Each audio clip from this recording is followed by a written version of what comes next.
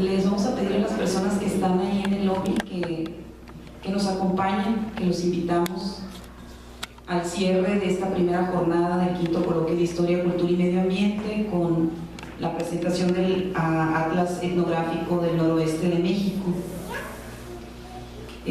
Autores José Luis Moctezuma Zamarrón, compiladores José Luis Moctezuma Zamarrón y Alejandro Aguilar Seleni. Tenemos esta noche la presencia del antropólogo Alejandro Aguilar Seleni, profesor investigador del Centro INA Sonora, del Instituto Nacional de Antropología e Historia. Y él está aquí, me siento muy complacida de estar aquí acompañándolo, sentada enseguida de él. Admiro mucho la obra de Alejandro, su trabajo antropológico que ha hecho en el Estado.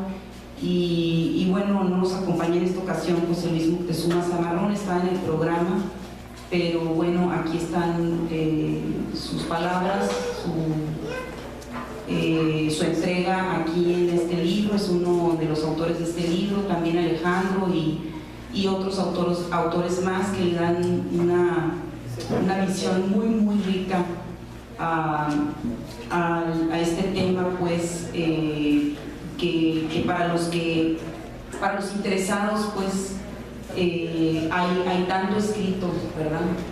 Hay tanto escrito que bueno, para mí ha sido una gran satisfacción ver que esta visión pues ha cambiado, ha integrado nuevas experiencias, nuevas realidades, ¿sí? Y eso voy a usar esta palabra, me emociona mucho, porque además es emoción porque acabo de tener el libro en mis manos por primera vez y eso es lo que siento.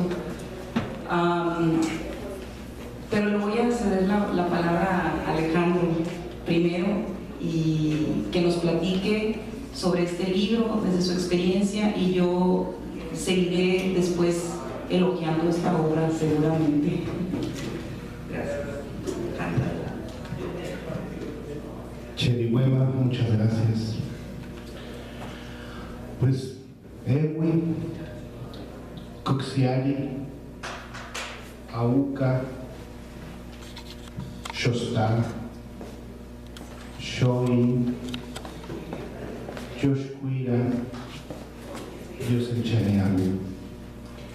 Estas palabras son las palabras con que algunos de los pueblos originarios del noroeste se saludan unos a otros cuando se encuentran, cuando se ven en la mañana, cuando se despiden, cuando tienen la oportunidad de compartir.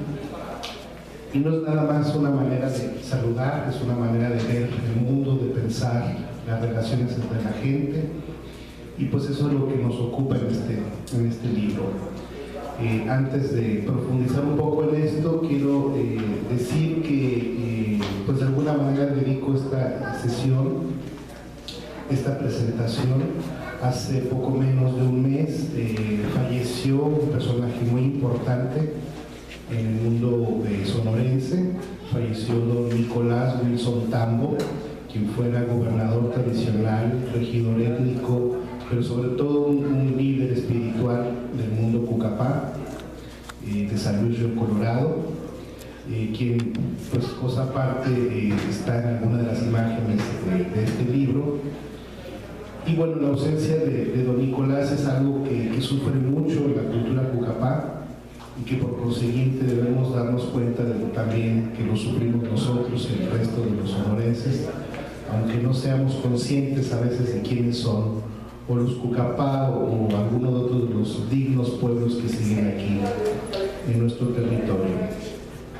También quiero decir que hace poco más de 30 años que tuve por primera vez información acerca del mundo Odam. Los primeros viajes que hacía mi hermano el lingüista Gerardo Aguilar, estuvo por aquí en Caborca hace más de 32 años, y estuvo platicando con una persona a quien quiero mucho, a quien me da mucho orgullo y honor que esté con nosotros, que es Alicia Churguá.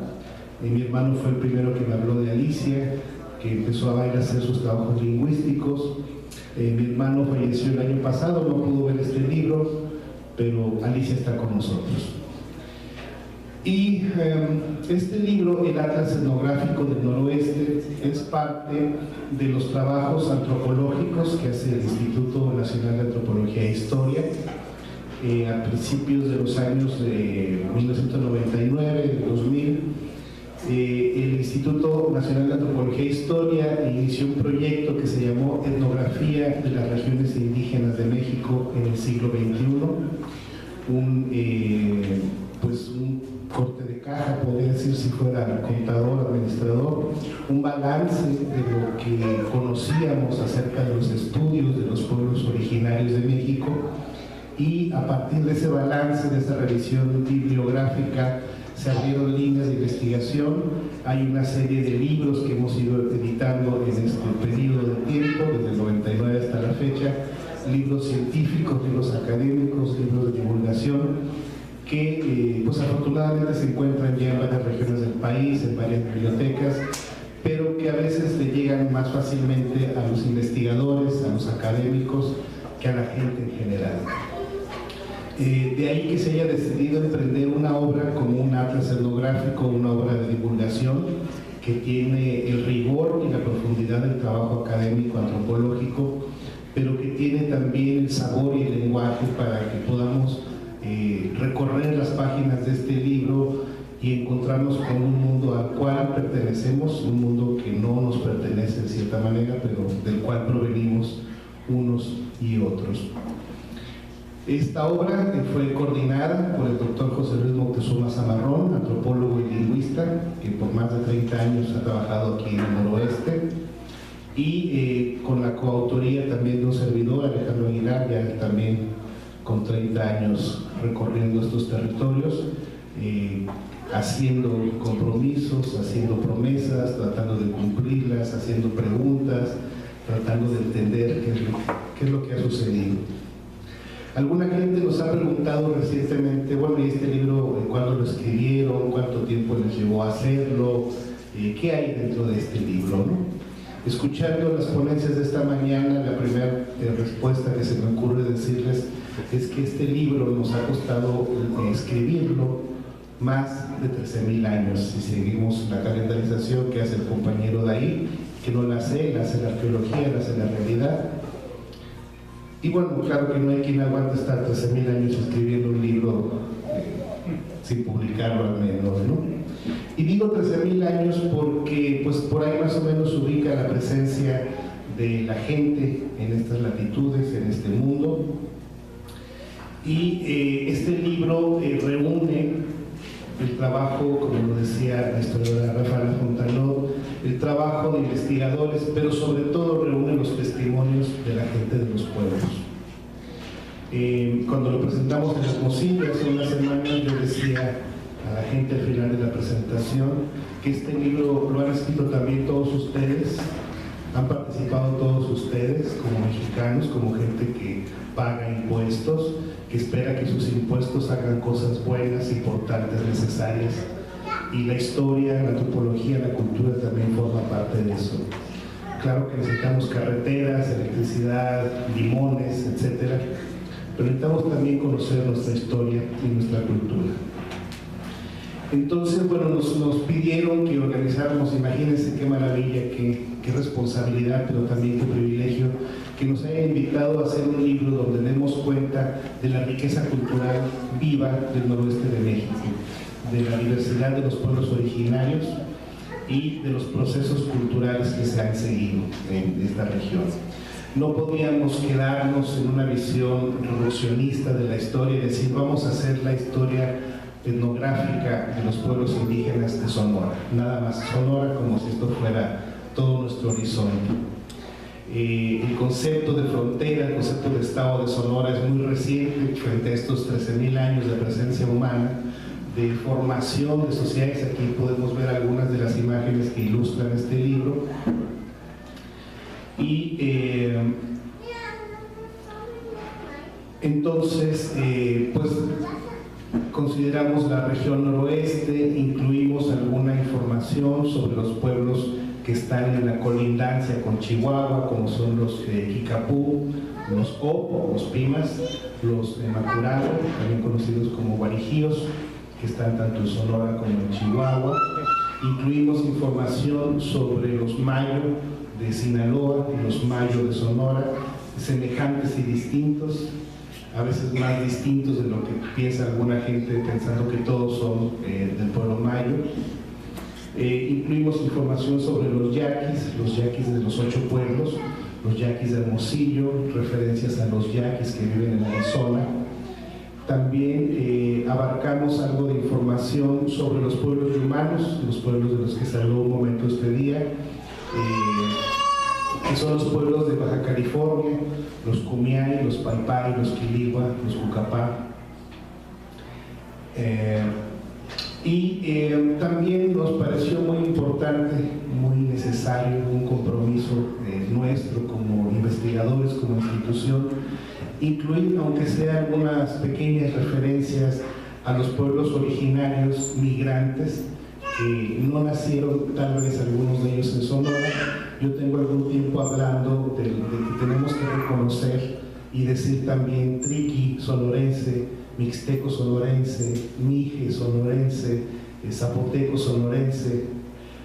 A lo mejor la gente que nació en Oaxaca no le gusta mucho esto, pero yo sé que algunos de sus hijos, de sus sobrinos, de sus nietos nacieron en Sonora, están registrados, tienen acta de nacimiento como sonorenses, y eso nos muestra cómo las identidades se transforman, se cambian, se relocalizan, reconstruyen sus identidades en sus regiones. En tal sentido, este libro trató de abarcar un poquito de todos, para invitar a la gente a reflexionar sobre la importancia, la riqueza de la diversidad étnica y cultural. También quiero decir que tratamos de invitar a investigadores que están por años luchando desde sus áreas, desde sus metas, desde sus enfoques, de sus áreas de trabajo, que han estado tratando de entender los procesos históricos, antropológicos, culturales del noroeste de México. Hay investigadores de Sonora, de la Ciudad de México, en fin, de varias partes del país. Hay gente que vive en Estados Unidos o que es de Estados Unidos, que ha estado colaborando en la investigación regional. Y también, y eso es un motivo de honor, de mucho orgullo, hay escritores que han aportado textos que provienen de los pueblos originarios. Hay autores yaquis, mayos, guarijíos, seris. Porque, bueno, antes, hace mucho tiempo, teníamos un cierto privilegio en Sonora, o en el resto del mundo también podríamos decir, y era que no teníamos el riesgo, los antropólogos, de que los pueblos originarios leyeran nuestros trabajos. Entonces, en algún tiempo uno podía decir lo que quisiera, algunos decían toda la verdad, otros decían su verdad o su entendimiento de la verdad, pero poco a poco nos empezaba a suceder que la gente de los pueblos, de las comunidades, nos decía, bueno, tanto que te he platicado esto y es hora que no lo entiendes, o no lo entendiste como yo te lo dije, o en fin, ustedes saben que la cultura cambia, que la cultura se transforma, que lo que tratamos de hacer es una interpretación de un momento, de un proceso, de parte de una realidad, pero sin embargo, de alguna parte tenemos que arrancar de todo esto, ¿no? Uno de los autores que desafortunadamente no alcanzó a ver ya editada esta obra es nuestro añorado y querido amigo, el arqueólogo, historiador y antropólogo, por supuesto, don Julio César Montaner Martín, quien nos aporta textos que son muy importantes particularmente para esta región. Uno de ellos es la recuperación de la leyenda del hombre amargo y el bebedor, que le fue narrada a Juan Bautista de Anza y al padre Font. Es una historia que nos explica por qué vivimos en este clima, por qué tenemos estas condiciones de vida. Y fíjense qué cosas pasan. Esta historia se la cuenta un líder Oda, un líder indígena, a los misioneros, a los militares españoles, les cuenta la historia del mundo según la interpretación regional local. Se habla de diluvio, se habla del hombre amargo, del bebedor, de por qué el sol está tan abajo, por qué está tan caliente este mundo. Y los misioneros, los españoles que les están contando la historia de esta parte del mundo se ríen, les da risa. Ay, qué chistosas las historias de los indios, dicen ellos, ¿no?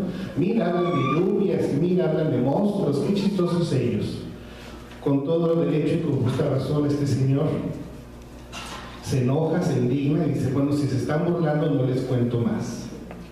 Ese hecho de no les cuento más, insisto yo, en que lo seguimos pagando todos, tanto los pueblos originarios como los que nada más somos mexicanos.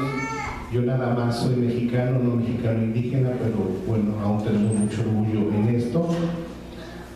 No hago que uno sea más importante que otro, todos somos parte de este mundo, todos somos compañeros en este viaje.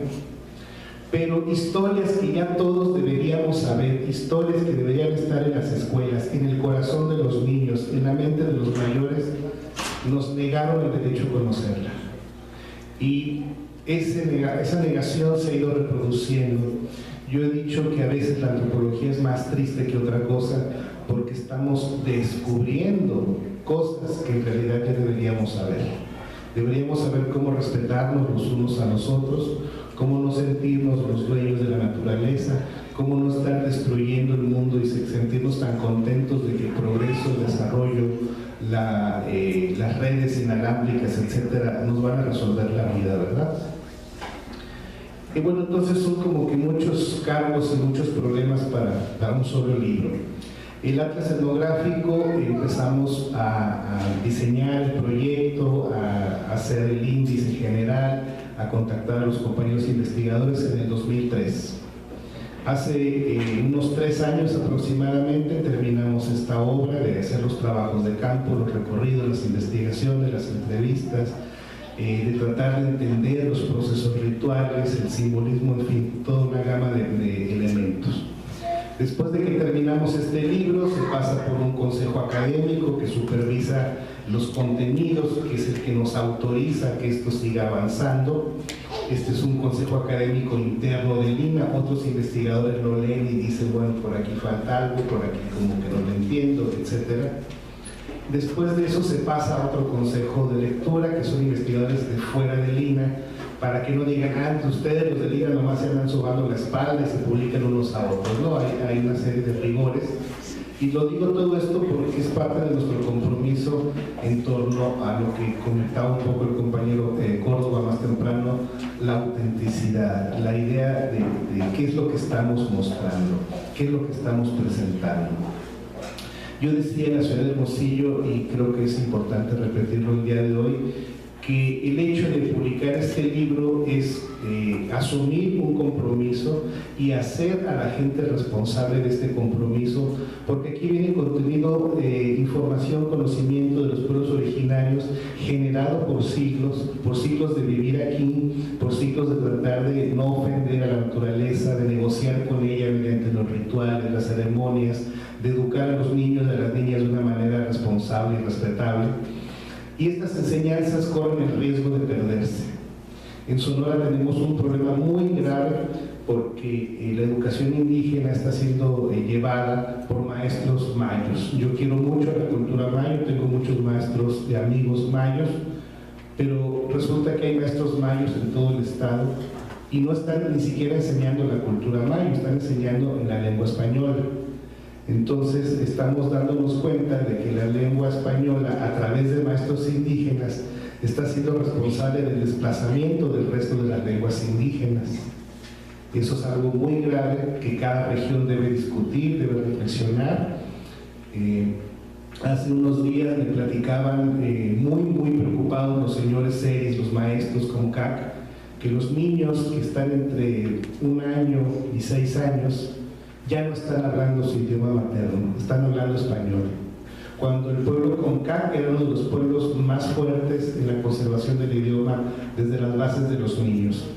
El internet, el teléfono, el dish, en fin, así como en su momento las cruces, los arcabuces, los arados, etcétera, han transformado todo esto. Entonces, bueno, una manera de tratar de contener esto, tal vez una aspirina para un gran dolor de cabeza, pues puede ser en cierta medida este libro, este atlas etnográfico.